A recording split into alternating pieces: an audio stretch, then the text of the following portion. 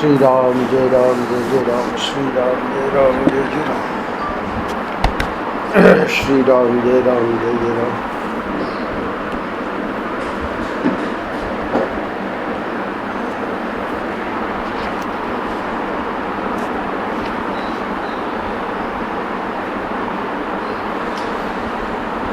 सितंबर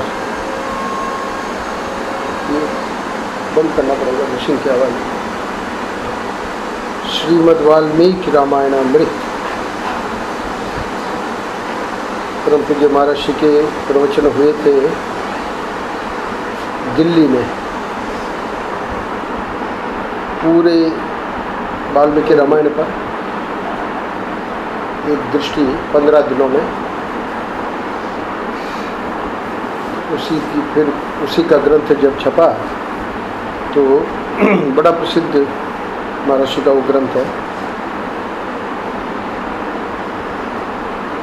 एक तो महर्षि के भागवत बिरला मंदिर में दिल्ली में हुई, भागवत यानी भागवत सप्ताह नहीं, भागवत के ऊपर 15 दिन,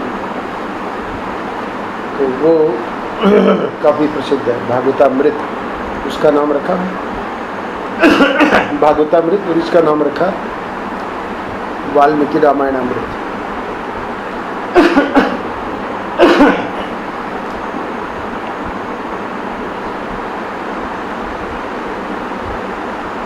किसी प्रसंग में महर्षि सुना रहे हैं आनंद रामायण का एक प्रसंग, यानी वाल्मीकि रामायण में ही किसी प्रसंग में तो को महर्षि ने तो तुलसी रामायण, वाल्मीकि रामायण, आनंद रामायण, अद्भुत रामायण, अध्यात्म रामायण, है ना, तमिल के मतलब दक्षिण के भी रामायण हैं, उनका भी हिंदी अनुवाद हुआ है। बहुत सारी रामायण देख रखी थी, तो कोई आनंद रामायण का प्रसंग महर्षि को याद आया, वही आज महर्षि ने लिया है। आनंद रामायण में ये कथा आती है, आज का शीर्षक है खूब खुश रहो। तो ये क्या कथा है कि जब श्री रामचंद्र का राज्याभिषेक हो गया तब एक दिन उनको युद्ध में रावण के कटे हुए सिरों की याद आने लगी। तो अब तो युद्ध भी पूरा हो गया है, सीता जी आ गई है वापस, है ना, राज्याभिषेक हो गया है, पर एक दिन ऐसे ही विचार में ही कि कैसे रावण के सिर भगवान काटते रहे बाण से, और वो क्या है कि उन्होंने ध्यान में देखा कि रावण के सिर कट कट कर आकाश में उड़ते हुए अट्टहास करते जा रहे हैं। तो सिर तो कट के आकाश में उड़ते थे और दूसरा सिर आ जाता था। ये भी बड़ी विचित्र बात है, जो भी सिर काटते वो तो उड़ता था, वो अट्टहास करता था आकाश में और उसकी जगह पे दूसरा नया सिर आ जाता।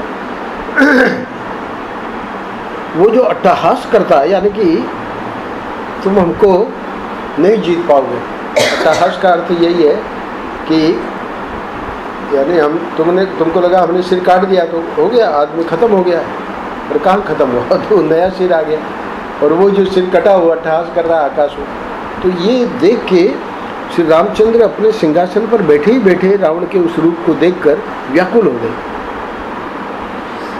अब वो व्याकुलता इतनी बड़ी, यहाँ पूरा विस्तार में नहीं है कथा, तो महर्षि कह रहे हैं कि उन्होंने अपने राज्य में यह आदेश पारित कर दिया कि कोई हंसे नहीं, क्योंकि स्वयं थोड़े से उस प्रकार के मूड में आ गए ना, व्याकुलता के मूड में। तो व्याकुलता में फिर कोई, जैसे हम यहाँ व्याकुल बैठे हो अथवा कोई व्यक्ति व्याकुल बैठा हो और हम जाके वहाँ हंसी करने लगे, उसको अच्छा नहीं लगेगा, क्योंकि उसका बेचारे को दुखी है।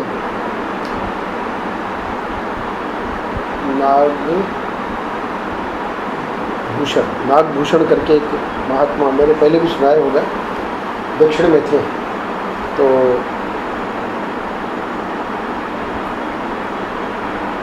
हम जावे जब भी जावे मुंह लटका के बैठे रहे।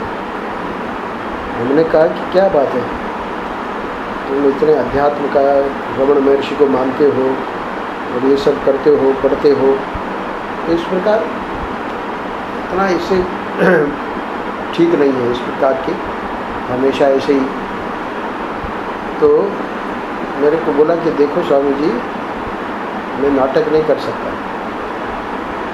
यानी जो वस्तु स्थिति है उसी में मैं रहूँगा। यानी यहाँ भगवान को जब व्याकुलता हुई तो चलो खुद तो व्याकुल थे, वो थे ही, पर अब राजा थे, तो उन्होंने आदेश पारित कर दिया कि कोई हंसे नहीं। अब ये बड़ा विचित्र आदेश, ऐसा आदेश तो आज तक कभी किसी ने पारित ही नहीं किया।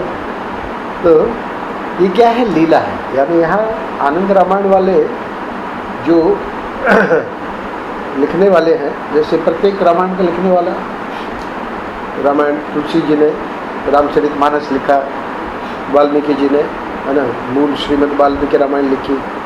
तो ऐसे ही आनंद रामायण के जो रचयिता है, तो ऐसा नहीं है कि उनको पता नहीं था कि भगवान ये सब लीला कर रहे हैं। और ये लीला बड़ी विचित्र है। क्या कि जब राज्य में हंसी बंद हो गई तब देवता, दानव, मनुष्य सबके सब दुखी हो गए। अब दुखी आदमी का मतलब ऐसा आदेश पारित होना, ये तो बिल्कुल ही क्या कहना चाहिए कि अस्वाभाविक।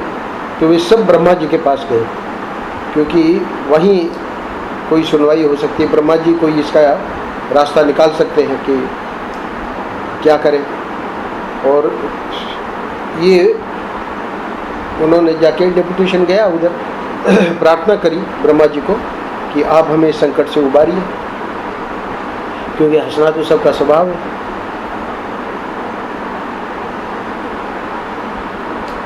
सेठी जी ने एक बहुत बढ़िया बात हमारे साथ की, हमारा ध्यान नहीं गया, थोड़ी हमारी मूर्खता भी थी। महाराज श्री का लीला समर्ण हो गया था और रात को उनको पहले तो यहाँ बैठा दिया, फिर बाद में मृदगोपाल मंदिर में सुबह ले जाके वहाँ विराजमान कर दिया। और 18 तारीख की रात को शनि पूरा हुआ, तो 19 तारीख को पूरे दिन लोग आते रहे और 20 की सुबह शोभा यात्रा जल समाधि, तो ताकि लोगों को जो दूर से आ रहे हैं उनको भी थोड़ा समय दे दिया गया। तो 19 तारीख को पूरे दिन नृत्य गोपाल में ही रहे और रात को भी लोग आते रहे। कोई बनारस से आ रहा है, कोई बम्बई से आ रहा है, और 20 की सुबह यात्रा। तो अब क्या हुआ कि मुझे लगता है 19 की शाम तक महर्षि तो वहाँ थे नृत्य गोपाल में, कोठी में। कोई किसी ने कोई बात कही होगी या कोई ऐसा कोई प्रसंग आया होगा, तो हमको हंसी आ गई। वातावरण तो पूरा सब गंभीर था। उधर महर्षि की अभी शोभा यात्रा होनी है, तो सेठी जी का ध्यान गया कि स्वामी जी जो इस प्रकार हंस रहे हैं गलत है। उन्होंने धीरे से हमको संकेत में बताया। तो यहाँ कह रहे हैं महर्षि कि हंसना तो सबका स्वभाव है। तो ये जो स्वभाव है, तो यानी इसको भी देखिए संभालना पड़ता है कि कब हंसना कब नहीं हंसना। तो व्याकुलता हुई ठाकुर जी को, ठाकुर जी ने आदेश पारित कर दिया, वो तो बात अलग है। पर वहाँ ब्रह्मा जी को डिप्यूटेशन क्यों गया? क्योंकि भाई अब कब तक ऐसे हम मतलब बिल्कुल हंसी रोके रहेंगे, तो इसलिए इस संकट से हमको उबारिए, क्योंकि हंसना तो सबका स्वभाव है। तो देखो अब महर्षि देखिए इसी प्रसंग को लेकर, आनंद रामायण के प्रसंग को लेकर महर्षि यहाँ हम लोगों को एक विशेष बात बता रहे हैं। यहाँ ये भी ध्यान देना है कि 267 यानी 23 सितंबर महीने के अंतिम जो पृष्ठ हैं, अंतिम दिनों के पृष्ठ, उसमें वेदांत आ जाता है। तो यहाँ वेदांत का थोड़ा प्रसंग महर्षि ले रहे हैं। क्या ले रहे हैं? देखो, निरंतर दुखी रहना, अज्ञान में रहना, सोते रहना या रोते रहना, तो किसी का स्वभाव नहीं है। निरंतर कोई व्यक्ति दुखी है या अज्ञान में है या सो रहा है या रो रहा है ना, ये किसी का स्वभाव नहीं। क्योंकि सत का स्वभाव मनुष्य जीवन में प्रकट है। सत का स्वभाव क्या है? बोले वह जन्म मरण से रहित है। यही आत्मा का स्वरूप है।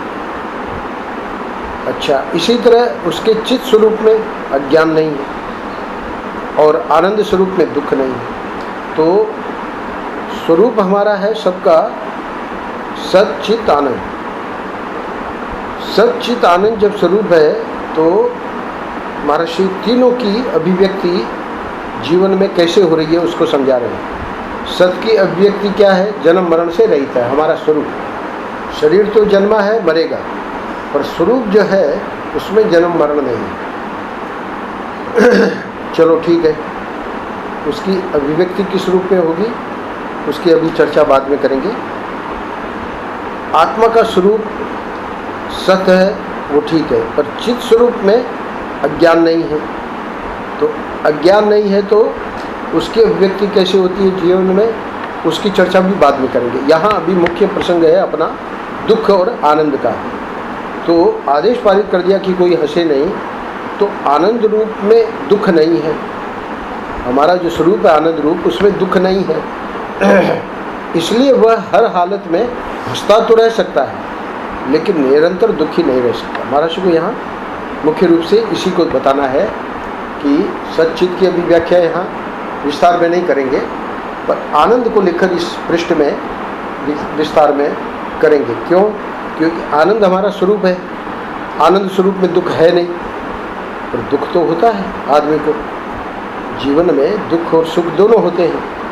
इसलिए कह रहे हैं कि वह हर हालत में हंसता तो रह सकता है लेकिन निरंतर दुखी नहीं रह सकता। तो हर हालत में हंसता तो रह सकता है, ऐसे कैसे? क्योंकि उसका स्वरूप सुख स्वरूप है, आनंद स्वरूप है। इसलिए ये तो संभव है कि उसको अगर ज्ञान हो गया है अपने स्वरूप का, तो वो हंसने का मतलब दुखी आप उसको नहीं देखेंगे। जैसे महापुरुष हैं, तो महापुरुष के जीवन में आप कभी ऐसा नहीं देखेंगे कि भाई आज तो बड़े हम गए महात्मा जी के दर्शन करने, बड़े दुखी थे, रो रहे थे, ऐसा नहीं देखेंगे। कोई घटना उनको, चूँकि हृदय है तो हृदय के, इसलिए महर्षि ने वहाँ समझाया दुख के 3 स्तर में। जो एक पृष्ठ है, दुख के 3 स्तर शायद हो चुका है, कि दुख के निमित्त जो है वो रहेंगे। दुखाकार वृत्ति को हटाना ये भी अपने मतलब बस की बात नहीं। दुखाकार वृत्ति को हटाना, बहुत उच्च कोटि का भक्त है या योगी है तो उसकी भगवदाकार वृत्ति बनी रहेगी, अथवा समाधि में वो अपने दुख में नहीं है, ये तो संभव है। पर दुखाकार वृत्ति को सामान्य व्यक्ति के लिए कि भाई दुख होगा, दुख की वृत्ति बनेगी नहीं, कुछ भी हो जाए संसार में, ये संभव नहीं। तो निमित्त पर भी हमारा क्या कहना चाहिए कि कंट्रोल नहीं है, और दुखाकार वृत्ति न हो ये भी संभव नहीं है। तो एक ही स्तर बचा है, 2 स्तर तो हमारे कंट्रोल में नहीं है। तीसरा स्तर है कि मैं दुखी हूँ। तो इसमें महर्षि ने बताया कि ये संभव है कि मैं दुखी नहीं हूँ। क्यों? क्योंकि हमारा स्वरूप जो है सुख स्वरूप है। तो अगर हम उसको जान लेवे तो फिर ये मैं दुखी हूँ इसकी सब मतलब वो बात कट जाती। इसलिए महर्षि यहाँ कह रहे हैं कि वह हर समय हालत में हंसता तो रह सकता है, यानी हर हालत में सुखी तो रह सकता है, आनंद में तो रह सकता है, हंसता तो रह सकता है, मतलब हर हालत में वो आनंद में है। पर कह रहे हैं कि निरंतर दुखी नहीं रह सकता। निरंतर दुखी नहीं रह सकता, ये किसके लिए कह रहे हैं महाराज? एक सामान्य व्यक्ति के लिए, क्योंकि सामान्य व्यक्ति का भी चूंकि स्वरूप तो सुख है ना, तो स्वरूप आनंद स्वरूप है, इसलिए वो निरंतर दुखी रहे ये संभव नहीं। जो जो प्रसंग आए हैं आप लोग हम लोग अपने जीवन में देखें तो हम देखेंगे कि हाँ भाई दुख रहा बना रहा, एक दिन 2 दिन के लिए, है ना, पर निरंतर दुखी बने रहे ऐसा हुआ नहीं। ये संभव नहीं। तो ये महर्षि ने, क्योंकि हमारा स्वरूप सुख स्वरूप है इसलिए इसकी चर्चा यहाँ कर दी। वो जो सत्स्वरूप है और जो ज्ञान स्वरूप है उसकी चर्चा जब वो प्रसंग आएगा तब करेंगे। यहाँ पर उन्होंने उस प्रसंग को अभी नहीं उठाया। आगे कह रहे हैं कि अतः जब देवता दानवों ने प्रार्थना की तब ब्रह्मा जी आए। अब ब्रह्मा जी को कोई युक्ति तो निकालनी पड़ेगी, तो क्या किया उन्होंने, अयोध्या के बाहर एक पीपल के पेड़ में आविष्ट हो गए। अब आविष्ट होकर क्या लीला करी, फिर तो उस पीपल वृक्ष के पत्ते हंसने लगे और उसको हंसता देखकर जो भी उस वृक्ष के पास जाए वह हंसने लगे। धीरे धीरे सारी सृष्टि में हंसी व्याप्त हो गई। उधर तो आदेश पारित था कि कोई हंसे नहीं, और इधर भगवान ने देखा कि कोई आदेश का पालन ही नहीं कर रहा है। इस पर श्री रामचंद्र को बड़ा आश्चर्य हुआ और उन्होंने कहा कि जो सबको इस प्रकार हंसा रहा है उसको पकड़ो। भाई जब लोगों को पूछा गया भाई क्या बात है, क्यों हंस रहे हो, जब आदेश पारित हो गया है, बोले नहीं वो हम वहाँ गए बाहर, अयोध्या के बाहर एक पीपल का वृक्ष है और वहाँ हमको किसी ने बताया कि उसके पत्ते हंस रहे, तो वो हमने देखा तो हमारी हंसी रुकी नहीं कि भाई पत्ते कैसे हंस रहे, तो कह रहे हैं मतलब पत्तों में से हंसी की आवाज़ आ रही। स्वयं ब्रह्मा जी उसमें आविष्ट हो गए। ब्रह्मा जी ने युक्ति निकाली तो बोले कि उसको पकड़ो। अब उसको कैसे पकड़ेंगे, क्योंकि पीपल के पत्ते जब हंस रहे हैं। इसके बाद ब्रह्मा जी श्री रामचंद्र के सामने प्रकट हुए। तो वहाँ पकड़ने का मतलब क्या है कि वहाँ तो पकड़े तो जा नहीं सकते, पीपल के पत्ते जो है वो वहाँ से हंसी की आवाज़ आ रही है। तो स्वयं ब्रह्मा जी को जब पता लगा कि भगवान को अब पता लग गया है और उन्होंने पकड़ने का आदेश दिया है, तो स्वयं ब्रह्मा जी वहाँ पहुँच गए और क्या बोले, वो बोले भगवान रामचंद्र जी को कि हंसना तो देवता दानव मनुष्य सबका स्वाभाविक धर्म है, हंसे बिना कैसे कोई रह सकता है। तो आनंद रामायण की कथा, महर्षि को वाल्मीकि रामायण का ये कोई प्रसंग था, 298 पृष्ठ पर आप देखेंगे तो पता लग जाएगा। तो उस प्रसंग से संबंधित ये जब कथा याद आई तो महर्षि ने इस कथा को सुनाया और ब्रह्मा जी ने स्वयं कहा भगवान को कि भाई ये आपने जो पारित किया है वो तो आदेश ठीक नहीं है। अब तो श्री रामचंद्र को कहना पड़ा कि हाँ बाबा खूब खुश रहो, खूब आनंद का अनुभव करो। यानी वो घटना थी वो तो तात्कालिक हुई कि वो रावण के जो चेहरे जो सिरों से अट्टहास की आकाश में कट कट के जा रहे हैं और अट्टहास कर रहा है, तो वो तो पूरा हो गया। यानी जो भी दुख का प्रसंग होता है, दुख का जो निमित्त आता है, तो दुख का निमित्त समय जो है उसको भुला देता है। तो वो उस समय तत्काल दुख का जो प्रसंग आया था तो पूरा हो गया था। अब जब ये सब घटनाएं हुई और सब आदेश पारित करने के बाद भी लोग हंसने लगे, भगवान ने पता लगाया है ना कि ऐसे पीपल का पत्तों में से हंसी की आवाज़ आ रही है। फिर ब्रह्मा जी जब प्रकट हुए तब ब्रह्मा जी ने ये कहा कि भाई ये तो मनुष्य का स्वाभाविक धर्म है। क्या सिर्फ मनुष्य का ही नहीं, देवता दानव मनुष्य सबका स्वाभाविक धर्म है कि हंसे बिना कोई कैसे रह सकता है। देखिए यहाँ पशु का पक्षी का ये उनको नहीं लिया, बहुत सावधान है। देवता दानव मनुष्य इनमें हंसी की अभिव्यक्ति होती है। आनंद की अभिव्यक्ति कुत्ते में जब होती है तो पूंछ हिलाता है, यानी वो जब पूंछ हिलाता है तो जो कुत्ते को पालने वाले उनको पता है कि ये खुश है ना। पर ऐसा नहीं कि कुत्ता हंस रहा है या गाय हंस रही है या बंदर हंस रहा है ना। मनुष्य में ही अथवा देवताओं में या दैत्यों में, तो देवता दानव मनुष्य ब्रह्मा जी कह रहे हैं कि आप तो सब जानते ही हैं, आप तो भगवान हैं, तो उनका तो स्वाभाविक स्वभाव है, स्वाभाविक धर्म है, हंसे बिना कोई कैसे रह सकता है। अब तो श्री रामचंद्र को कहना पड़ा कि हाँ बाबा खूब खुश रहो, खूब आनंद का अनुभव करो और खूब ज्ञानवान बनो, है ना। तो कल हमारा मंत्र था कठोपनिषद का, तो वहाँ ये बात आई है, अणुरणियान महतो महिया,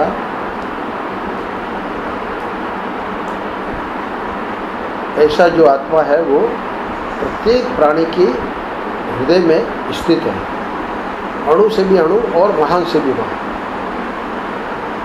उसको तम अक्रतु पश्यति वीत शोक, यानी जो अक्रतु यानी निष्काम व्यक्ति है, जिसकी कोई कामना नहीं रही, वो उसको अनुभव कर लेता है। किसको? उस आत्मा को।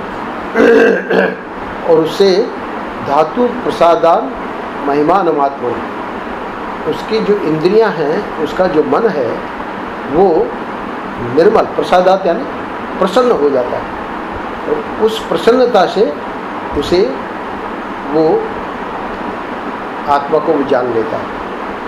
यहाँ पर भी भगवान क्या कह रहे हैं?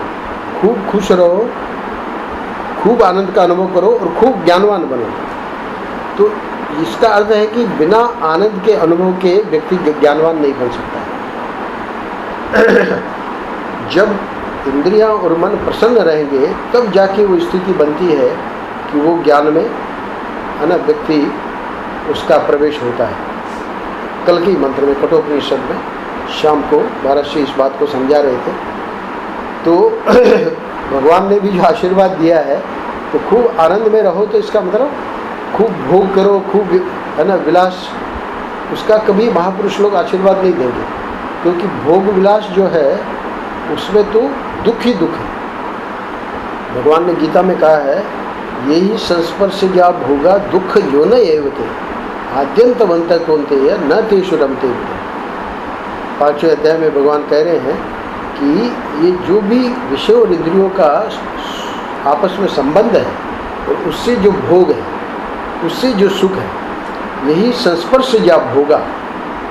उसमें लगता तो है कि सुख है, पर दुख यो न एवते है नहीं वो, बल्कि वो अपने आप में दुख की योनि है। योनि का मतलब उसके गर्भ में, यानी जो हम सुख का अनुभव कर रहे हैं उसी के गर्भ में दुख बैठा है।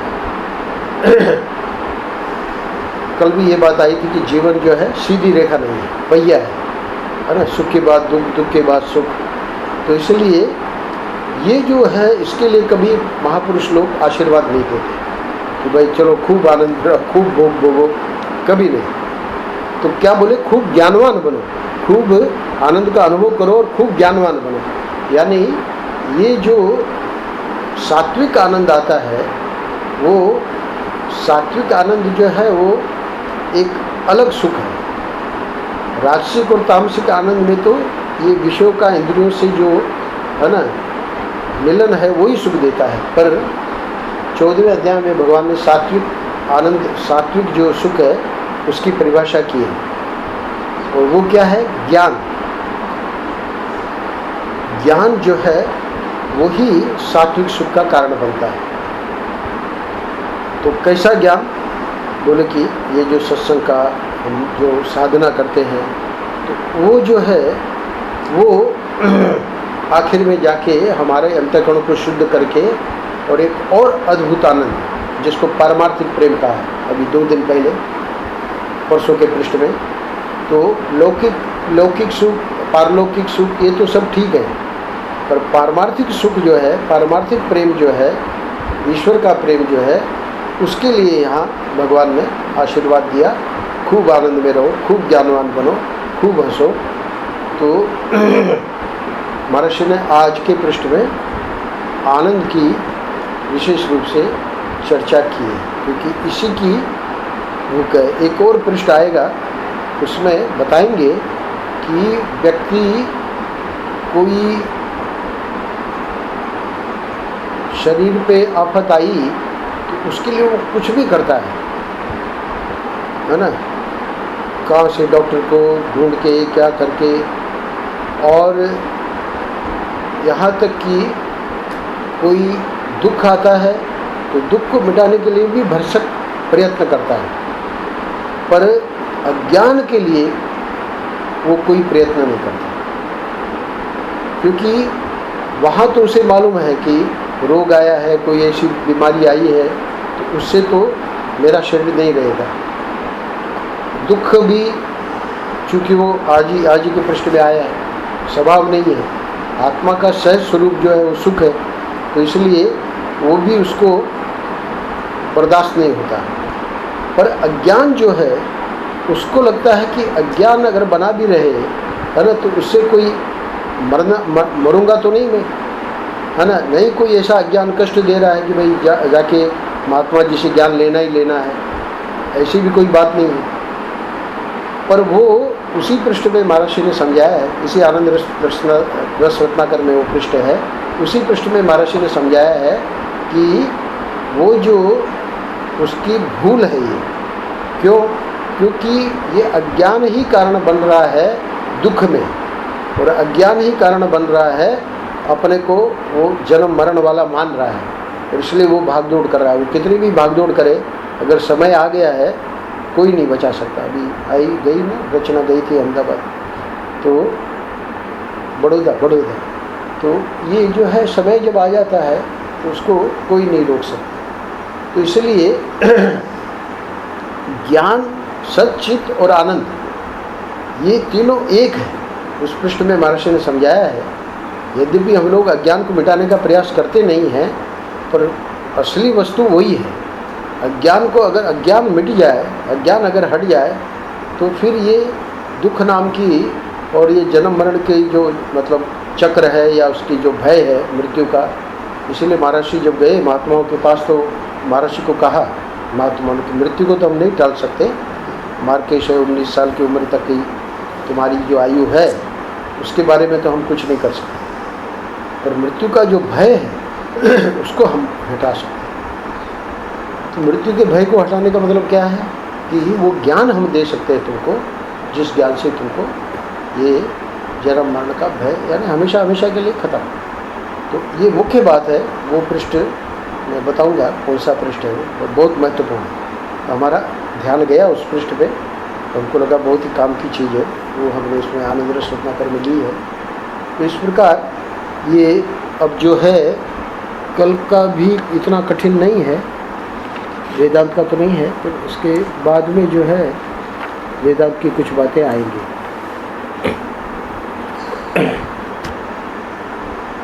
नारायण नारायण नारायण। खूब खुश रहो।